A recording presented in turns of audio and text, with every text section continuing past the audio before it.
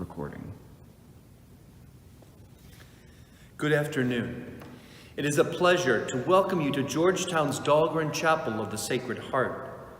As countless Georgetown students and alumni can attest, this chapel is the spiritual heart of our university community. Generations of students, faculty, staff, and alumni have encountered God here in the sacraments and in prayer. We are pleased to collaborate with the Initiative on Catholic Social Thought in Public Life for another special virtual event, our Dahlgren Dialogue series.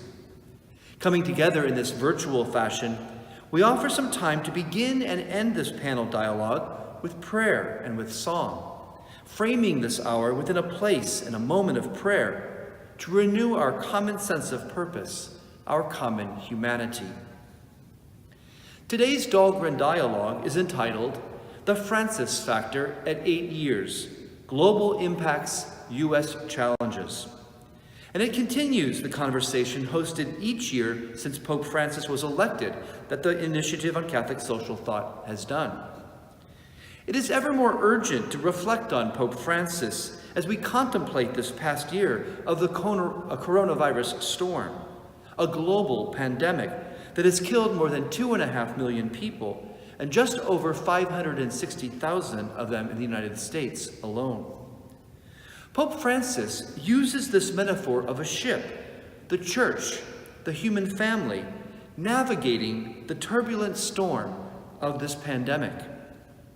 As he said in his special and moving Urbi et Orbi address at the empty St. Peter's Piazza just about this time last year, we, like the disciples in the gospel, have been caught off guard by this unexpected storm, this tempest of disease and death. Ever since Pope Francis has made this connection between pandemic and storm, I keep coming back to one of my favorite hymns, How Can I Keep From Singing? No storm can shake my inmost calm, the refrain goes, while to that rock I'm clinging. Today's Francis Factor Dialogue will look at the stormy weather of this past year, as in faith we cling to the successor of St. Peter, that rock that Christ asked to build his church. So let us bow our heads in prayer. Good and gracious God, we come to you in the midst of a pandemic, anxious but filled with hope that you are present with us, confident of your faithfulness, certain of your love and guidance in and through the ministry of your church, certain of your grace in the work of your servant, Pope Francis. You call us to be attentive to creation, to care for our common home, to find joy in the gospel, to foster love and solidarity with one another.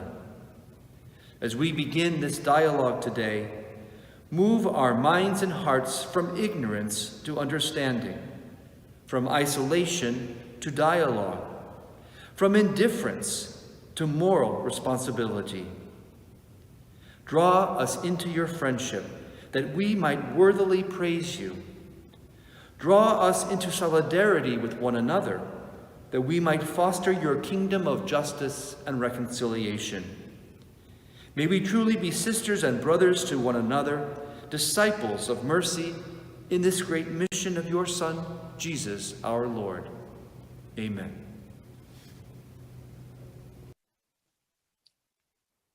Thank you, Father Mark, for that welcome introduction and beautiful prayer. I hope soon we can be back in Dahlgren Dialogue.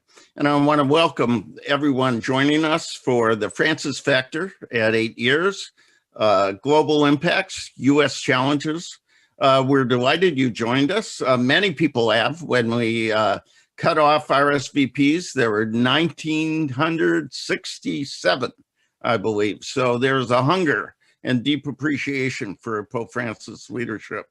I want to remind you that this dialogue is being recorded and we'll share it with you later. And you can join us on social media with the hashtag Francis Factor. 8 years ago, the world was shocked when the white smoke appeared and out walked this man that many of us didn't recognize, a Jesuit from Argentina. What were we to make of him? And the next day he told us he chose the name Francis because Francis was a man of the poor, a man of peace, and a man of creation. In these 8 years, Pope Francis has challenged us in so many ways. Such powerful images from that very first evening to his pilgrimage to Iraq just days ago. My fear, frankly, is that too much of the dialogue about Pope Francis reflects the polarization and the divisions in our church.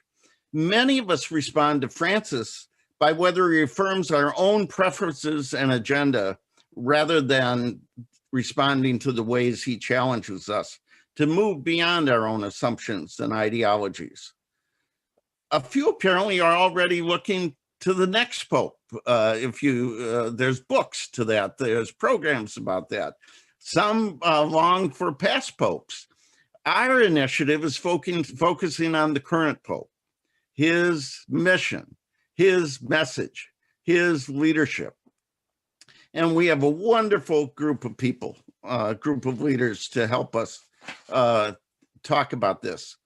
Dr. Michelle Gonzalez Maldonado is the Dean of the College of Arts and Sciences at the University of Scranton. She is a past president of the Academy of Catholic Hispanic Theologians in the United States. Cardinal Seán O'Malley, you know, is the Archbishop of Boston. He is also a member of the Council of Cardinals appointed by Pope Francis and has been a leader in responding to clergy sexual abuse in our country and around the world. Cardinal Peter Turkson will be joining us from Rome. As you know, he is the prefect, the leader of the Dicastery on Integral Human Development, and also has been asked by Pope Francis to lead the church's response to COVID-19. And finally, Cindy Wooden, who is the Rome Bureau Chief of Catholic News Service, has been in Rome for almost 3 decades. And she just returned from covering Pope Francis' pilgrimage to Iraq. It strikes me, as I thought about it, that each of you was at St. Peter's 8 years ago when Pope Francis was elected. 2 of you were in the conclave. 2 of you were in the square looking for the white soap and then waiting to see our new Holy Father. Let me begin with Cardinal Turkson and Cardinal O'Malley. You were both in the Sistine Chapel when Pope Francis was elected. Pope Francis said that evening it seems my brother cardinals went almost to the end of the earth to find a new pope. What were you looking for that took you to a Jesuit from Argentina? Who is Pope Francis after 8 years? And what is the Francis factor now after we've had 8 years of him as the leader of our church? Let me begin with Cardinal O'Malley. You were in that room, almost all of us, except for Cardinal Turkson, were not. What was it like, and what were you looking for, and what did we get? Well, in my lifetime, I've lived through many pontificates, and each one is very, very different from the one before. And I think as we gathered in the Sistine Chapel, we had the advantage of being able to have conversations among the cardinals beforehand. Many of us in the world were shaken by the resignation of Pope Benedict. It was something that was very a great shock to a lot of us. But certainly Pope Francis's words in those congregations where we gathered to speak, where he talked about the need for the church not to be shut up on itself, but to go out and to carry the good news of the gospel to the world. I think that captured the imagination of the cardinals. It was a time when we were very much turned in on ourselves in the time of crisis, and Cardinal Jorge Bergoglio reminded us of our mission and challenged us to be outward looking. And I think that it truly captured the imagination of the Cardinals.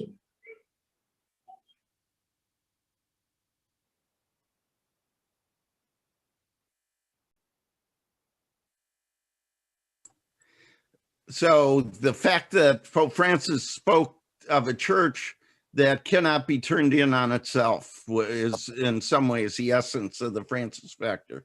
Cardinal Turkson, you were also in the Sistine Chapel, a member of the consistory. What were the Cardinals looking for, and what do we get? You work with Pope Francis every day, every week. What is the Francis factor after 8 years?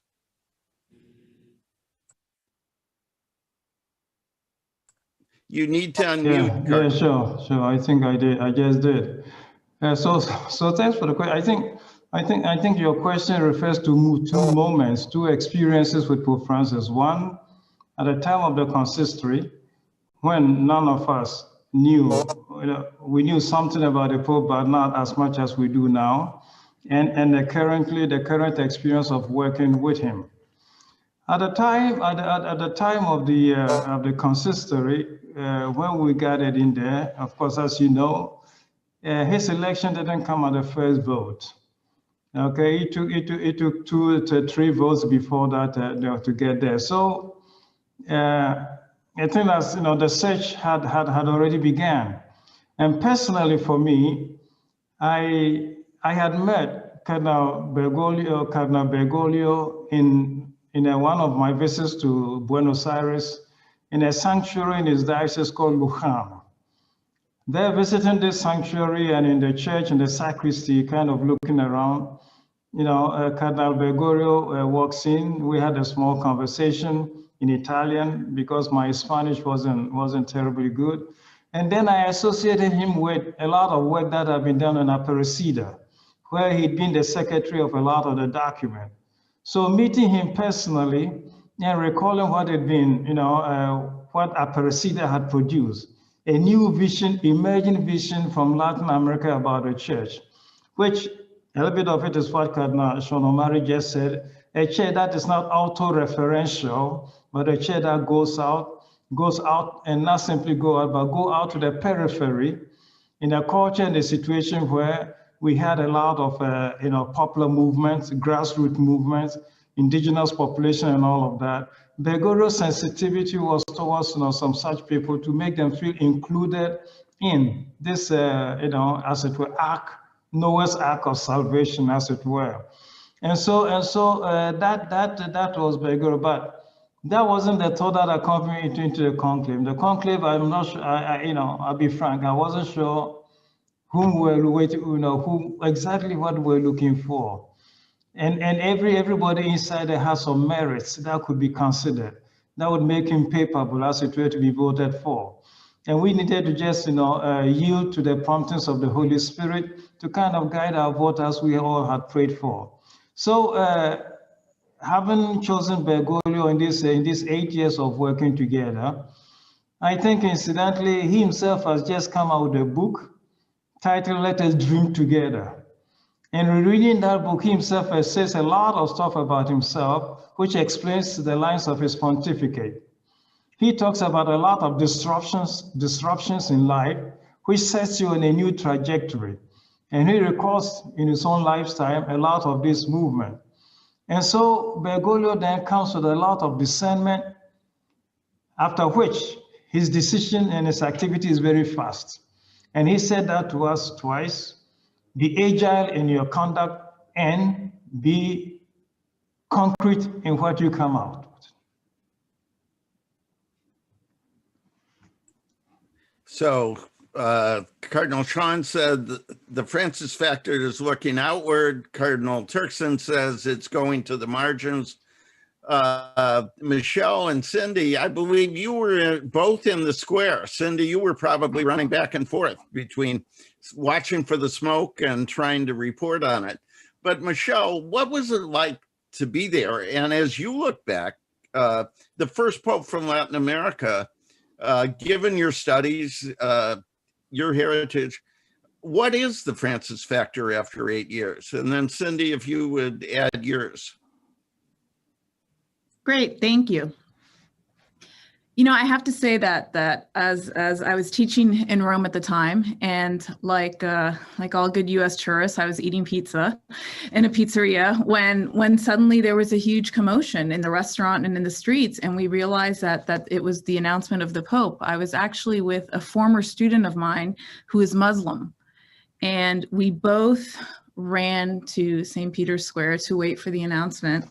And what really struck me was that it was one of the most global experiences I had had in terms of listening to different languages, seeing representatives of different cultures, seeing the diversity of races in the square. And really, I felt so blessed and moved by the experience, and equally as moved by my former student, who as a Muslim felt like she was a part of an important event in our human history, and was so moved by the joy and excitement in the crowd. And for me, that's something that's definitive of Francis, that really this Pope has opened up the Catholic Church in so many different ways, whether it's his recent trip, whether it's that one moment, right, when he first stepped out, of making the Catholic Church more accessible, not only to many Catholics, but non-Catholics alike, truly connecting to global populations. And I think that in part emerges from his Latin American background, right? Latin America is a context where we wrestle with the fact that we as a people have emerged from this violent and unequal encounter of the Spanish, of indigenous peoples, and of slave populations. And so for us, diversity is within us. It's in our bodies, it's in our culture, it's in our spirits. And for me, sort of embracing the diversity of the church and engaging the diversity of the world is a huge aspect of the Francis factor. Cindy, tell us about that evening, and you've covered him for 8 years. What is the Francis factor that you report on? Well, I was going back and forth between the press office and the square. You have to see the smoke if you're there, you know? You have to feel the crowd. You can't just watch it on a monitor. For me, the thing that struck me most, besides his simplicity, you know, buonasera, good evening, you know, and his references to himself as the Bishop of Rome rather than as the Pope. The key moment for me, the moment that symbolizes the Francis factor for me, is when right before giving his very first apostolic blessing as Pope, he asked the people in the square to pray that God would bless him. And he bowed while waiting for our prayer. And to me, it's a sign of love and respect and of recognition that God is working in every single human being, individual and group that is standing before him. I think it's one of the reasons why when he refers to the church as the people of God, he doesn't say just the people of God. He says, Il Santo Popolo di Dio, the holy people of God. And while, you know, I just find in him a love and a respect and an honor for what is the way God is working in each individual, and a sense that he knows that he is standing on holy ground there.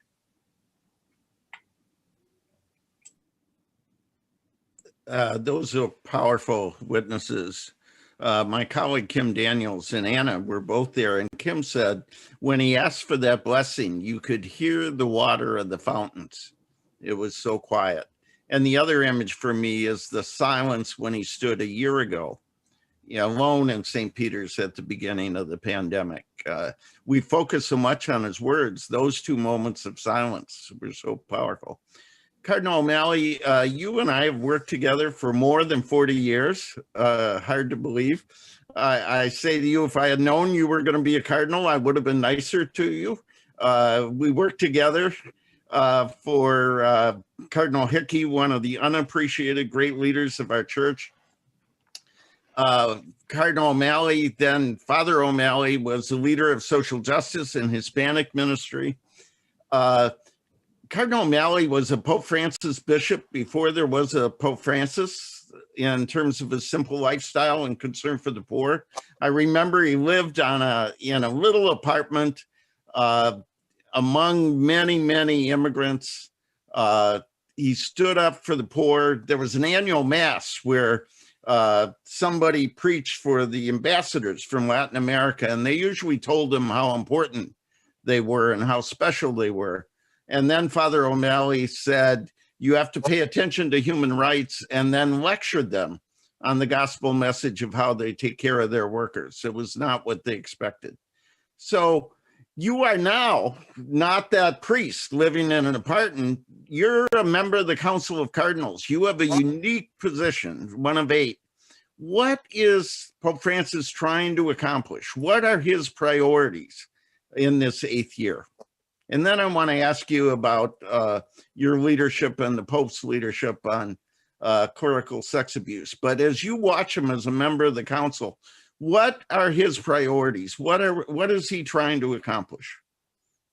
Well, he had many challenges right from the beginning. And but I think talking about his outreach to the periphery is a very important way of understanding what his pontificate is about. And even the creation of the Council of Cardinals was his desire to have firsthand information, unfiltered, coming from all over the world.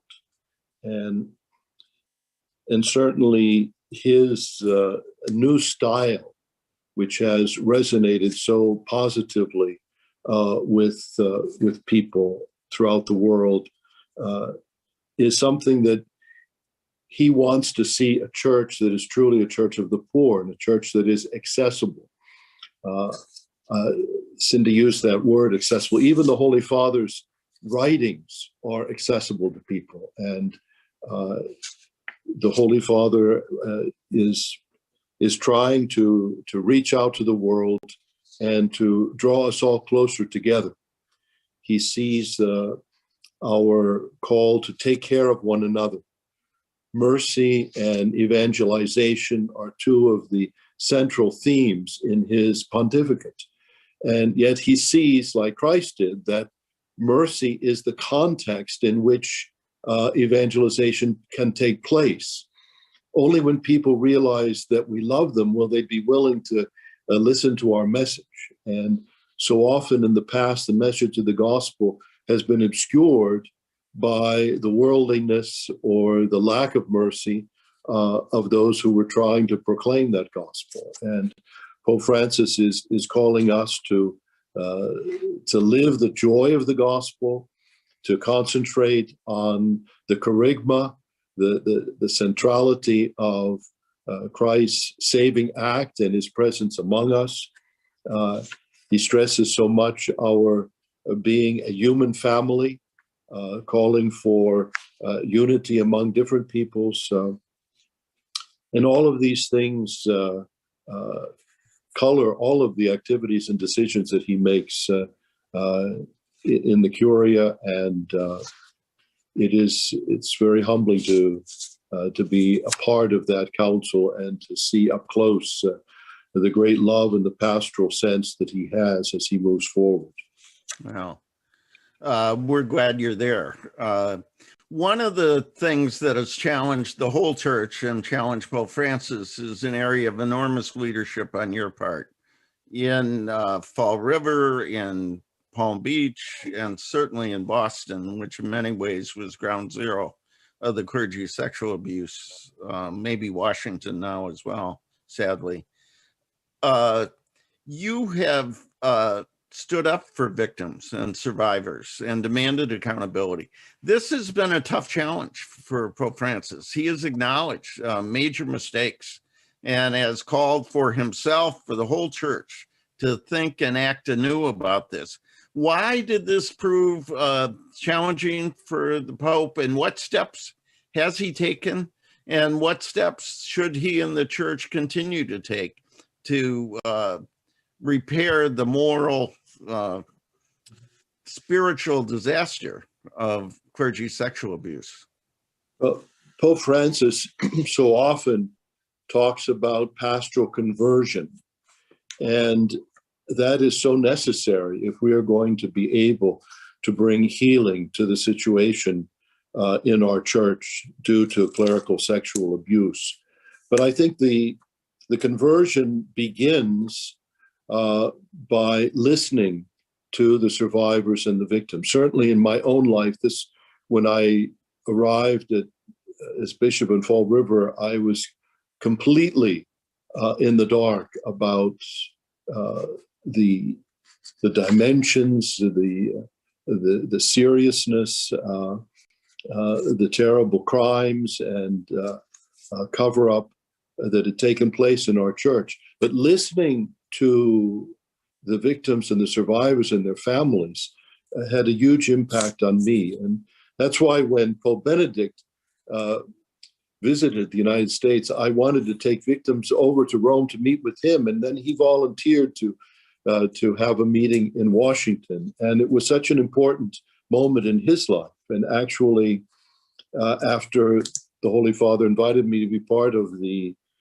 Council of Cardinals, the first thing I asked him to do was to meet with victims. And he did, and that had a huge impact on him. And he has reached out constantly to victims over the last 8 years. He is constantly meeting with victims, and that has really made a huge impact on his own pastoral conversion in this area. And you know, our commission every year, we're invited to speak to the new bishops that are in what we call the Montessori for bishops. But I think the most important thing we do is to take survivors and victims to be able to speak to them directly. And, thank you. Placing victims at the center. I should acknowledge that when I first disclosed my own, publicly talked about my own abuse, it was Cardinal O'Malley who called me among church leaders to express apology and solidarity. Michelle, Dr. Maldonado, you're Dean of the School of Arts and Sciences at Scranton last summer. Before that, did all sorts of important things in Miami, most importantly, teaching young people. You focus on Latino, Latina, Latin America theology, Afro-Caribbean studies, third world and feminist theologies. I can't believe this. You're the editor of 10 books. And they must be good because you got 2 awards from the Catholic Press Association for them. Most significantly, you're an alumnus from Georgetown, and you got the outstanding alumnus from the Graduate Theological Union. You already talked a little bit about this, but I hope you'll expand. The first Latin American Pope. What does that mean? How does that shape his approach to the world? Who would have believed that the Pope would come to the United States through Cuba, where your relatives came from? What does it mean to have a Latin American Pope, and what does it mean for the U.S. that is increasingly a Latino church? I think frankly, for Latin American and Latino and Latino Catholics in the United States, it means that we're being acknowledged and recognized. I mean, I think often when you look at the role of Latin America in Roman Catholic history, it's only discussed in terms of the conquest, right? We don't talk about our, when we think about the Catholic intellectual tradition, when we think about the great theologians and scholars that have formed our Catholic faith, people often don't think about Latin America. So from a huge, a huge moment for us is just kind of the recognition and acknowledgement of our existence, which has, the largest population of the faithful globally. And then, of course, for Latino and Latina Catholics, who many estimate within 20 years will be the majority of the church in the United States, it's having our heritage acknowledged. It's a way of saying, in Spanish, we say presente, meaning that we're present, we're here. It was a way of the church saying to us that we in the Americas are presente, right, as part of the history of the church. And I know I mentioned earlier in terms of Pope Francis's heritage, how it really has shaped him in terms of emerging from that context. But I would be remiss if I didn't say that the overwhelming poverty of Latin America and how you have so many, that the majority of the population of Central and South America and the Caribbean live in poverty is something that is very significant in shaping his worldview and his ministry and his pastoral outreach. And I think that we would be remiss if we didn't highlight how that has framed so much of his papacy. You talked about his worldview. You talked about the big picture, the shape of the church globally. You also write about everyday Christian life. You teach your students. You write about the dangers of consumerism. How does Pope Francis challenge your students? How does he challenge all of us to live our faith, not just in the big choices, but the everyday choices that we make? How are we to live faithfully in our whole life? One thing I always tell my students is that you are not just religious for an hour or two, depending on which church you go to, on a Sunday once a week. That your religious identity, your religion shapes everything that you do, from what you eat to what you wear, to how the rhythm of your life and your family operates. And also, I try to emphasize to students the interplay between culture, right, and our Catholic expressions, and how the diversity that is inherent within the global church. Now, in terms of Pope Francis, when we think about this culture of consumerism, it's that we here in the United States live in a culture that values objects over people. And that our value is so entrenched in our ability to be consumers.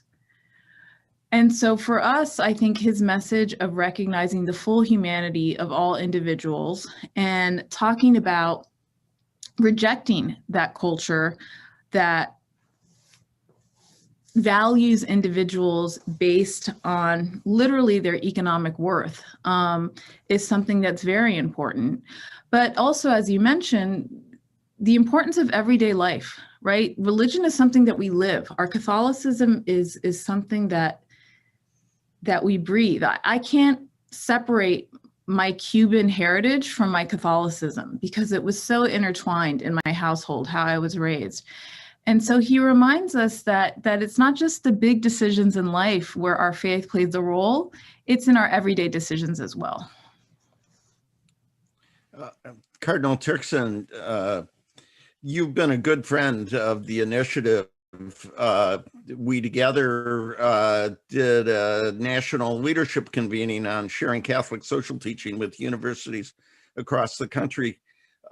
People know you had the Dicastery on Integral Human Development. They may not know that you are in charge of the Pope Francis has asked you to lead the church's response to this global pandemic. What does Pope Francis' response to COVID-19, how does that shape his papacy? How does Pope Francis' values and principles and priorities shape the response of the church? The last year, in some ways, has imprisoned Pope Francis but in other ways has freed Pope Francis to challenge all of us. He says we can't go back to normal. We have to use this as a source of conversion. Can you talk about how Pope Francis is challenging us to see the pandemic as an opportunity for conversion and solidarity?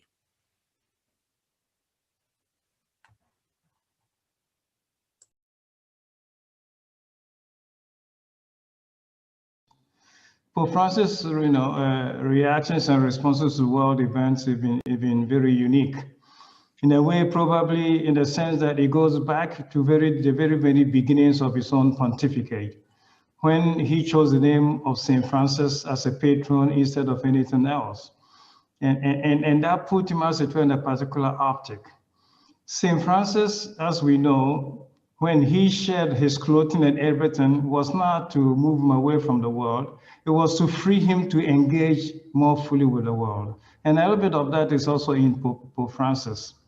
Pope Francis responding to world events, responds to world events and things happening out of a concern for what is always believed to be the dignity and the development of the human person in all senses. As it were, recalling the big heritage of Jacques Maritain about solidary humanism. This has always been there.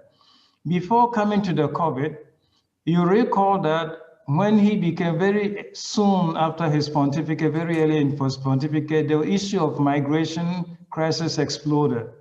And for that also, he created a special unit to deal with this particular global issue of migration and refugees around the world. A unit that is still part of our Dicastery, but under his particular direction. That was his way of engaging and responding to a global crisis. The COVID situation is something similar. In the face of the COVID situation, he himself had already been helping local Italian hospitals with a lot of assistance and care. But again, that having become global, he created this commission and we had us engaged. So what did we do? We created 5 working groups. We needed to maintain contact with local churches, listen to their experiences, what they're going through, and see and to manifest the Holy Father's own solicitude and concern, and see how we can be of help. Then we set up a second working group that was to follow the impact of the pandemic on economy, on global labor, workforce, unemployment and all of that, access to public health care, the nature of our own social systems and all structures, with view to being able to talk about how the pandemic, having exposed several other social evils and pandemics in the words of Pope Francis, can emerge out of this better. So for Pope Francis, in that sense, working with him in the COVID situation is his way of responding to a global issue. And he invites us all to engage, to come together as he did in Laudato Si, to come together as a global society to deal with global issues. It's not to be done individually, but it's to be done by all of us together in our global conversation. Thank you, Cardinal. You come from Ghana. You work at the Vatican. You have universal responsibilities. You have always taken a special interest and concern in the United States. I remember when we did our dialogue with Cardinal Gregory and African-American Catholic leaders on racism right after George Floyd was killed, you emailed me to say, can I add a word? You care about how we respond to racism, how we implement Laudato Si. My question briefly, how do you think, as someone outside the United States, that Pope Francis in particular challenges Catholics in the United States? I don't want to put you on the spot, but I am. What are the particular challenges for U.S. Catholics in responding to Pope Francis? I think Pope Francis challenges Catholics all over the world. It's not just United States. There's not a single Catholic who before Pope Francis they would not feel challenged. A few things in his legacy will always come out as a challenge. His decision, for example, to drop all the trimmings of the papacy. Okay, papacy, it doesn't wear the special ring of popes. It doesn't wear a sash particularly with the stem of a pope. The red shoes are gone. The black shoes is moved out of the paper palace. He lives in Santa Marta. All of those are challenges in a way. And coming to, a challenge, his respect for the dignity of the human person, as I mentioned already, solidary humanism has been with him from day one. For him, upholding the dignity of every person is the one thing that matters. And this he does in his use of the parable of the Good Samaritan, which has become an special gospel for him. All of it is to show concern for people in whatever situation they find themselves in. So in the case of the United States, this is a cultural feature that is probably out there. It manifests itself differently in other places. Like in Africa, we'll be talking about ethnicity and tribalism. But these are challenges to the fraternal sense of the human race, the fraternal feeling that we should have towards one another. In the case of the US, it's racism. Other parts of the world will be ethnicity, will be tribalism and all. So these are obstacles. These are obstacles to our living as a family of brothers, as it were, created as such by God. So this challenge then is the United States and to the rest of Christians all over the world. Thank you.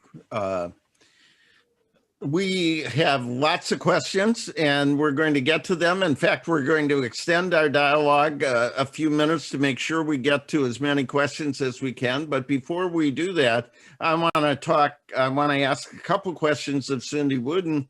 Cindy, you've been covering the Vatican for 30 years. You're the first woman bureau chief for Catholic News Service.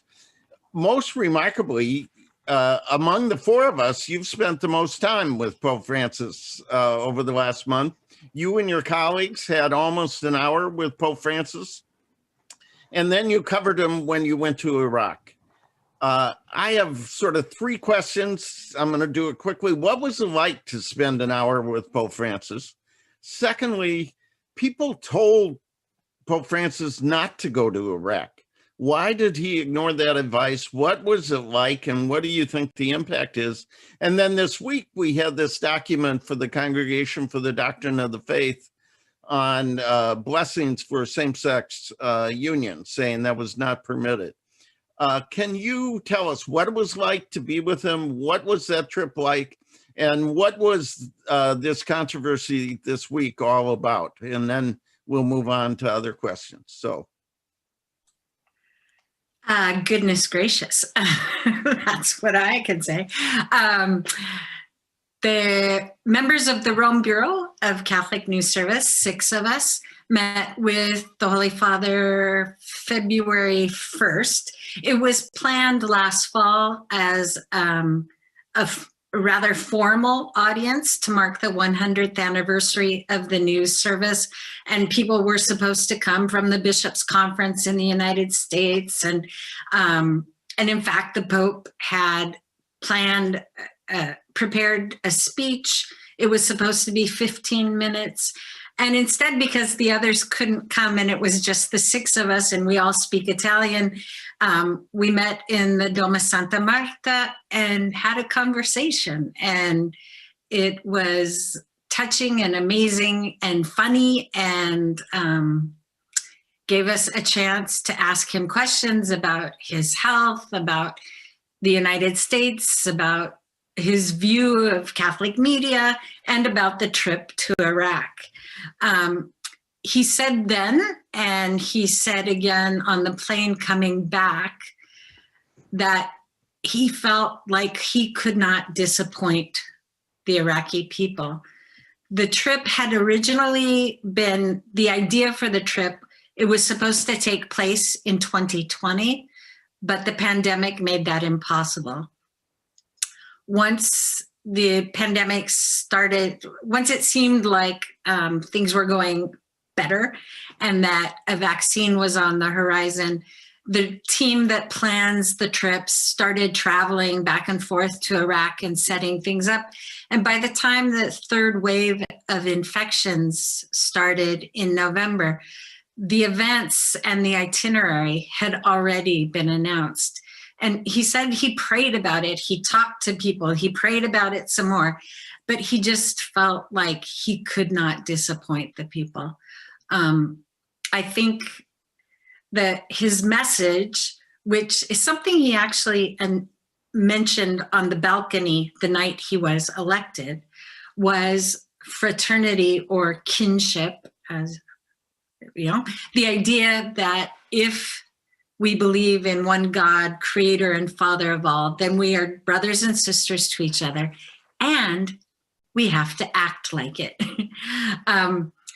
He honored and consoled the Christian communities in Iraq who have been so harshly tried over the last 20 years, who have suffered so greatly. But he challenged them to honor the sacrifice of the Christians who have died by living their faith and not giving into revenge or even, resignation. I think for me, it was amazing to go to Ur, where Abraham was from, where the Christianity, Judaism, and Islam all see their roots there. But I think probably one of the most impactful lasting moments of the trip was the fact that Ayatollah al-Sistani welcomed the Pope into his home, and the meeting lasted like twice as long as it was expected to. The photos and video went everywhere. It says to the Iraqi people that Christians and Muslims have something to talk about. They must cooperate and dialogue to build the future of the country. Oh, What about this document that came from the CDF, Congregation for the Doctrine of the Faith? Where did it come from? What did it say? What role did Pope Francis play in this? These are some of these questions I think I should let the Cardinals deal with. The document that everybody's talking about is a response to questions that were made to the Congregation for the Doctrine of the Faith about whether or not the church could bless same-sex marriages. Some people have said that it was occasioned by discussion of these blessings, the possibility of the blessings in Germany. Others are saying that, that there were bishops in the United States who wrote to the CDF trying to get a clarification before anything, before anybody went ahead and did it. They don't specify that. They say that while the church must respect homosexual people, provide pastoral care to them, while they're welcome to be, they should be involved in the life of the church. The church cannot bless any form of union or partnership that is not sacramental marriage between one man and one woman who pledge themselves to each other for life and are open to having children. I found it interesting that the text, I think for the first time, something from the doctrinal congregation acknowledges that there may be positive aspects of these relationships. They don't spell it out, but you can imagine fidelity, sacrifice, love and care for one another. But these unions, because they are not sacramental marriages, they cannot be blessed. The individuals in the marriages can be, like, anytime they would go to mass, they would be blessed. And we all seek God's blessings as we move forward, as we try to live our faith. Thank you for that. We have lots of questions. We have questions on nonviolence, on vaccines, about the Biden administration and Pope Francis, on the role of women, on poverty and the economy. but we have a number of questions on what Cindy was talking about in this document. And those questions are not really about the document. They're about the humanity, the dignity, the place of LGBTQ people in our community of faith, whether in fact the church is open to them. I would invite any of the folks in the dialogue to comment either on the document and what it means, but more importantly, on the implications of this for a pope who said, "Who am I to judge?" Who said civil unions might be in the secular arena a possibility. What would you say to our colleagues, our friends, members of our family who are disappointed by this particular document? Any of you can jump in at this point. Cardinal O'Malley, you're on mute.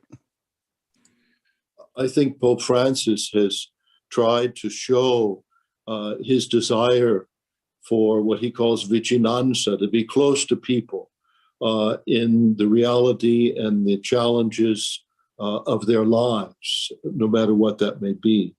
At the same time, the church has a very clear teaching about marriage that needs to be proclaimed, and I think the Holy Father it tries to be very sensitive and pastoral in his outreach to people and to show his concern about individuals, and at the same time, his commitment to fidelity to what the church's teaching is about the sacrament of marriage. Yeah, I think, yeah.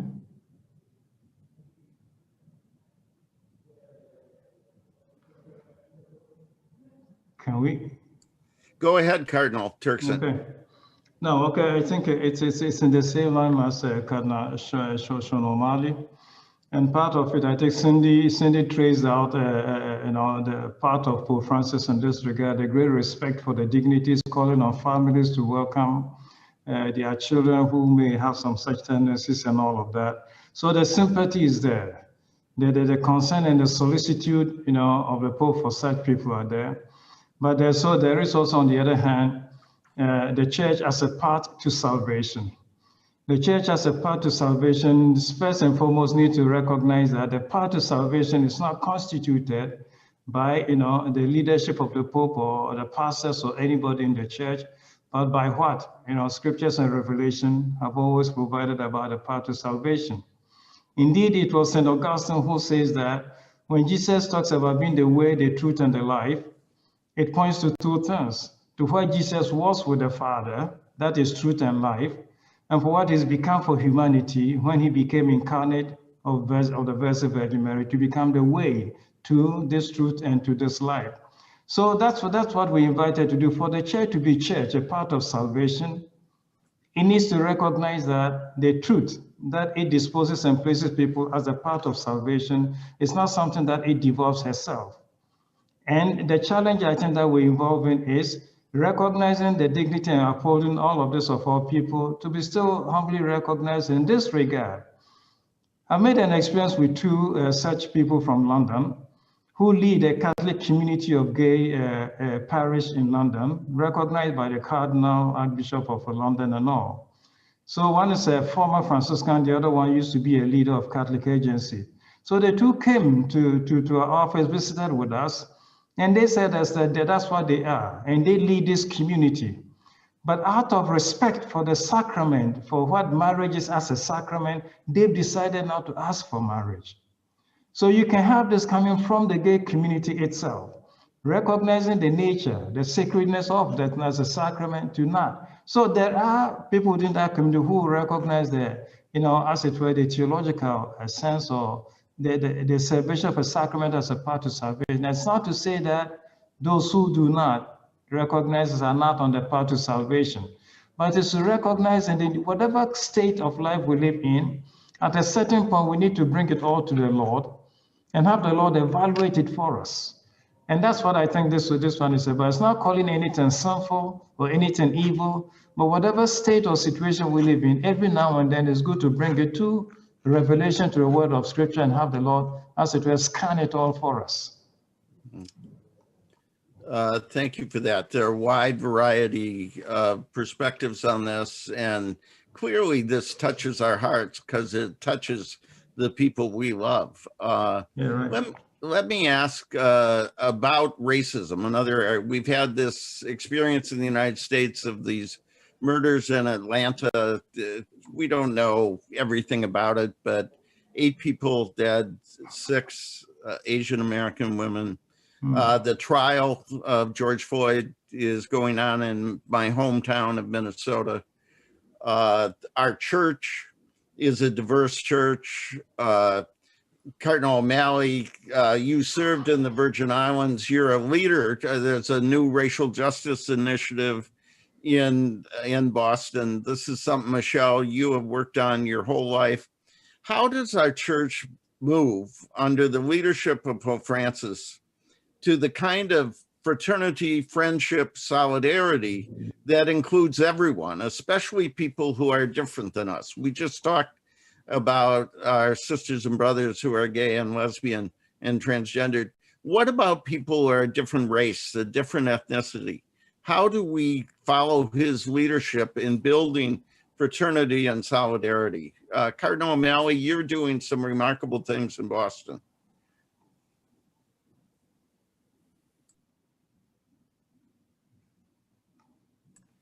You're on mute, Cardinal.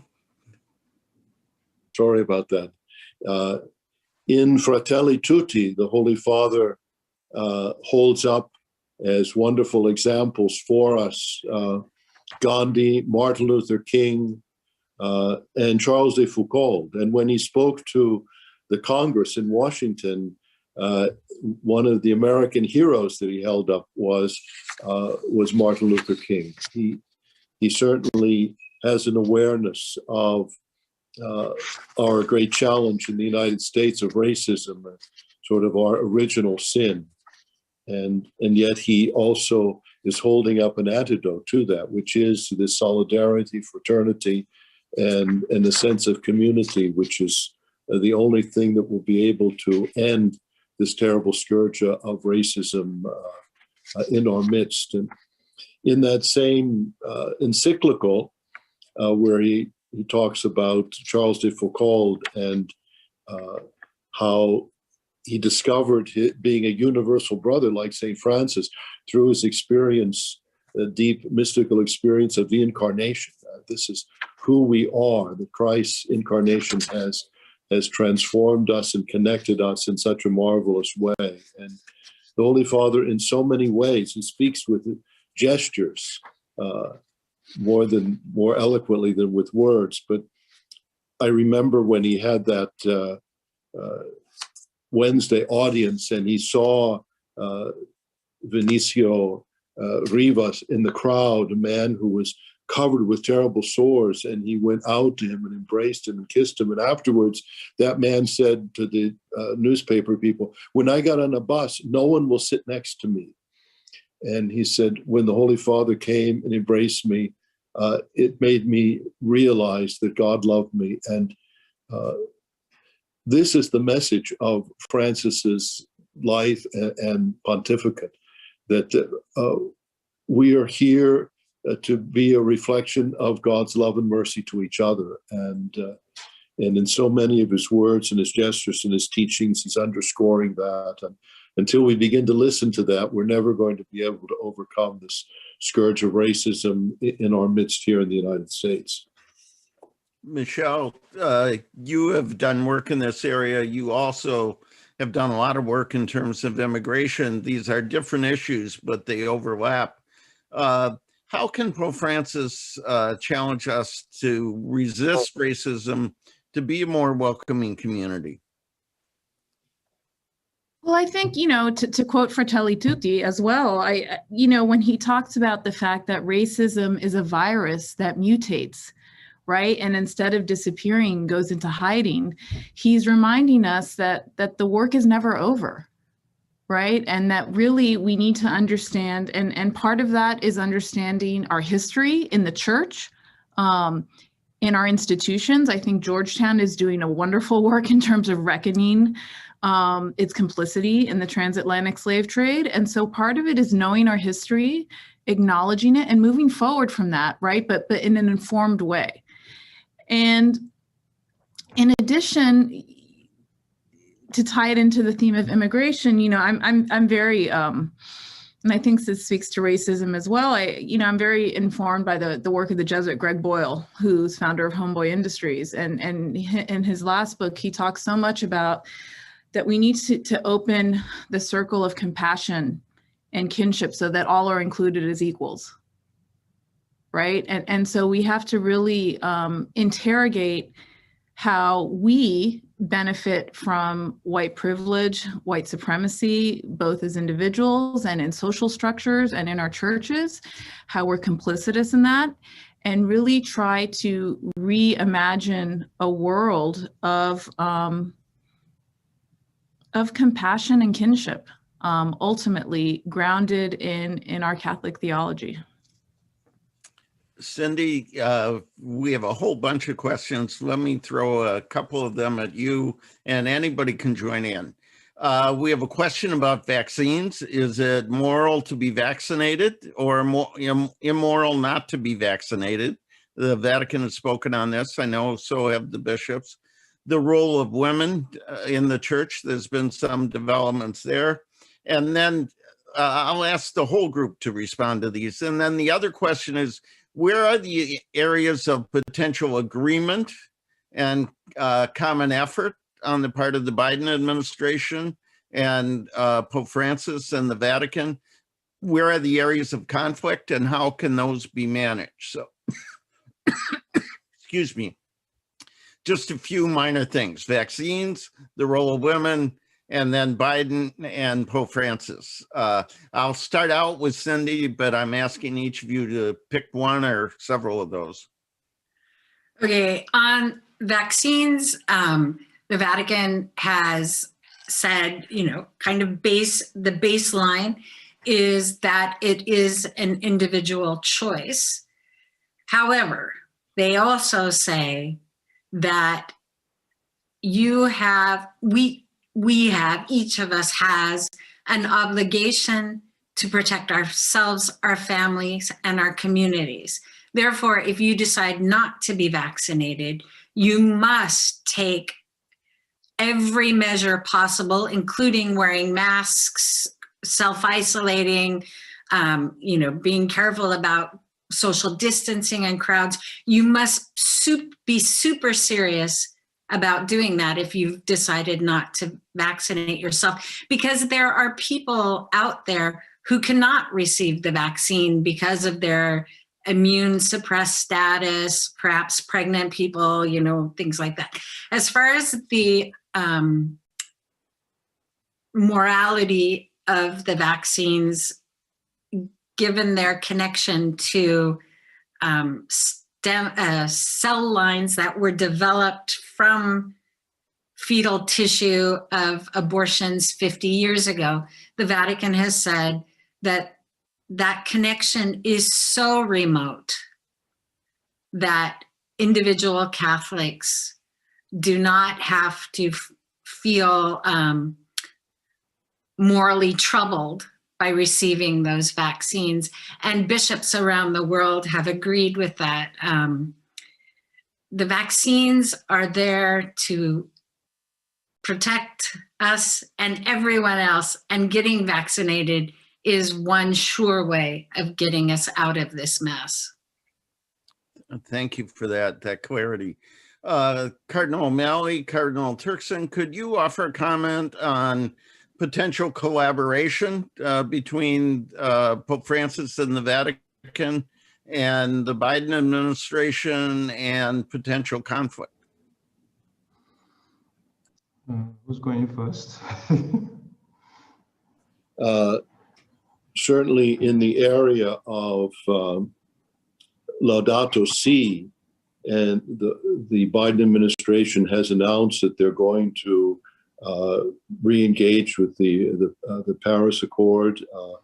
That is a very important area where the Holy See, I'm sure, will be anxious to work with the United States as with other countries. Certainly, the area of immigration is a very important one. The Holy Father, also talking about the vaccine, is asking countries to share their resources.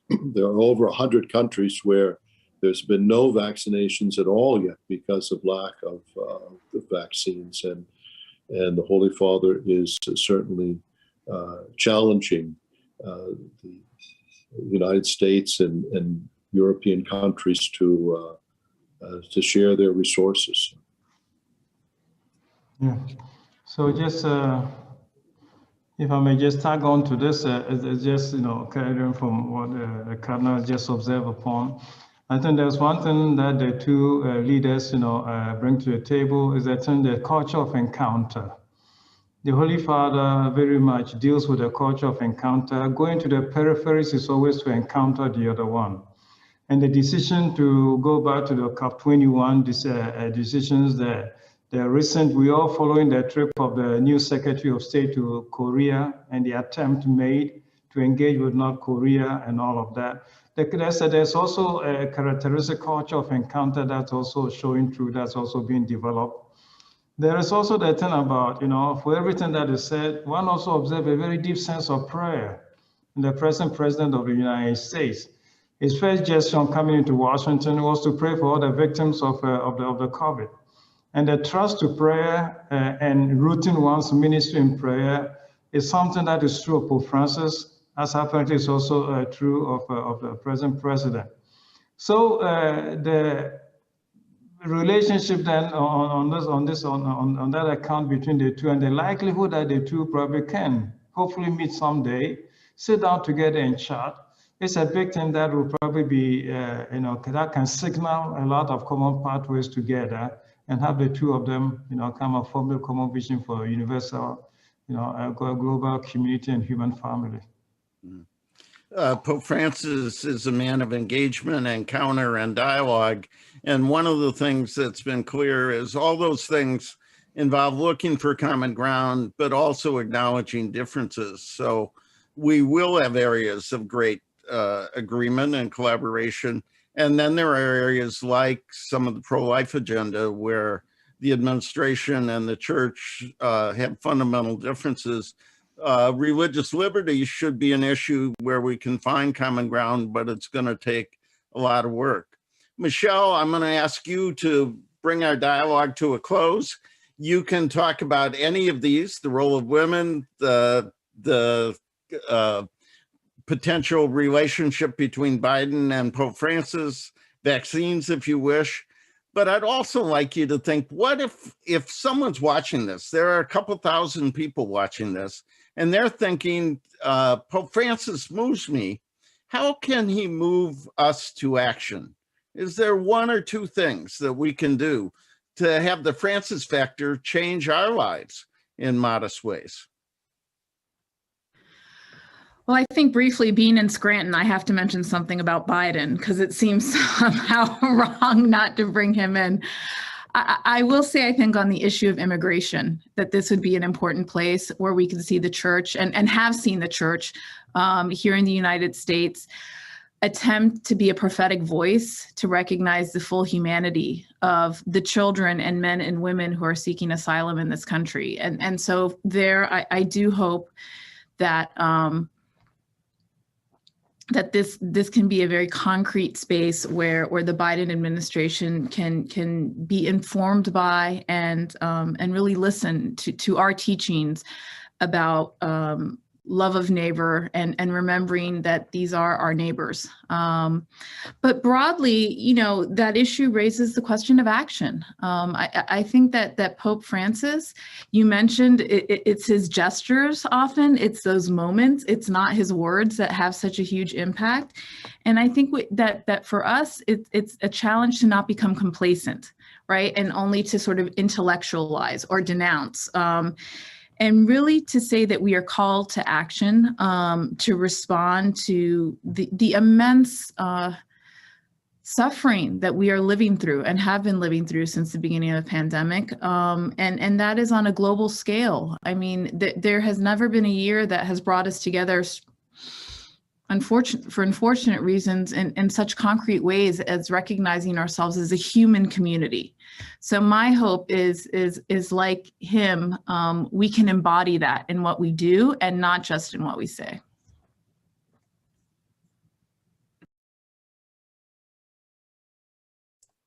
That call to action is a great way to bring this lively dialogue to a conclusion. We could go on for a long time, but we won't. I want to thank our panel, the Cardinal O'Malley, Cardinal Turkson, Dr. Maldonado, and our friend Cindy Wooden.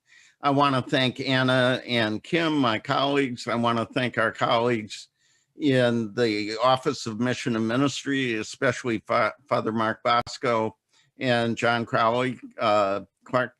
I also want to remind you, we have some upcoming attractions. We're going to do later in the month a session on pluralism, religious liberty, and the common good with experts and advocates and officials. And then we have a Latino leadership gathering for young Latinos to talk about where do we go after COVID. This is a Dahlgren Dialogue. It's not just another discussion. We began in prayer and we're going to end in song. And Father Mark and his colleague, John Crowley Buck, have helped us end in prayer and song by bringing to us the Dahlgren Chapel Choir chorus singing, sharing, How Can I Keep From Singing? It was arranged by Taylor Davis, and it's directed, the choir is directed by Dr. Russell Weissman. I want to thank all of you for joining us, and I ask you to join us as we sing and listen to our closing prayer. Thank you.